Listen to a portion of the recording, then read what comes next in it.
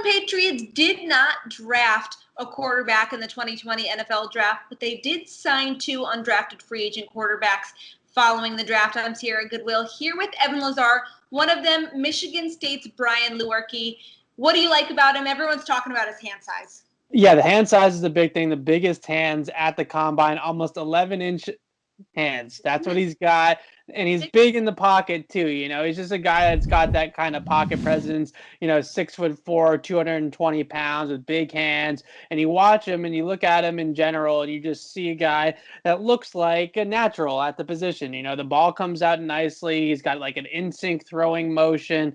His progression speed is decent. His pocket toughness, also decent, and he fits pretty well in this Earnhardt-Perkins system for the Patriots as well. So there's a lot of kind of just check marks there that he does fit. Now, in terms of his overall sort of makeup and why he was a priority free agent, I think that's big. First of all, in 2017, he kind of broke onto the scene at Michigan State, and he had a great year for them. So it's all sorts of sophomore records there for the Sparty, and he's really playing a very good sprint of football. 2018, 2019, the wheels come off. It's a little bit the same as what happened with Jared Stidham at Auburn. One good year, one really bad year. And I think that the 2018, 2019 guy was just very inconsistent with his accuracy. This bad decision maker at times where these big mistakes happen at big times in games and then tend to snowball on him a little bit there after that. So I think pocket poise, consistency, the ability to not let mistakes snowball on him,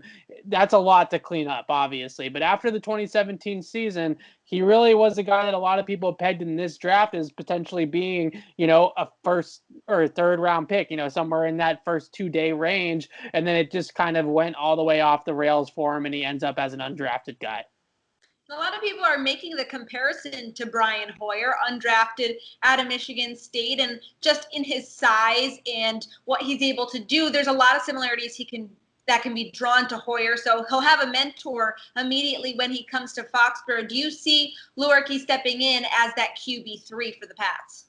I do. I think that he's the more likely QB3 here for New England. I think the one things that separate him from Brian Hoyer was always a pretty accurate passer. Lewerke's probably worst trait might be his accuracy, quite frankly. But the one difference is that Lewerke's actually a pretty good athlete. He can move around a little bit. He can run. Has a little bit of a scramble ability to him. He's not Lamar Jackson by any means, but he can run with the football and escape pressure and extend plays. So he has that element to his game that's a little bit different from Hoyer. So I would say he's kind of like a combination in a way of Hoyer and Stidham, right? You have some of the same kind of weaknesses that we talk about with Stidham from his college days. Stidham's also a pretty good athlete and pretty mobile. So I think that there's a little bit of a combination of those two guys here.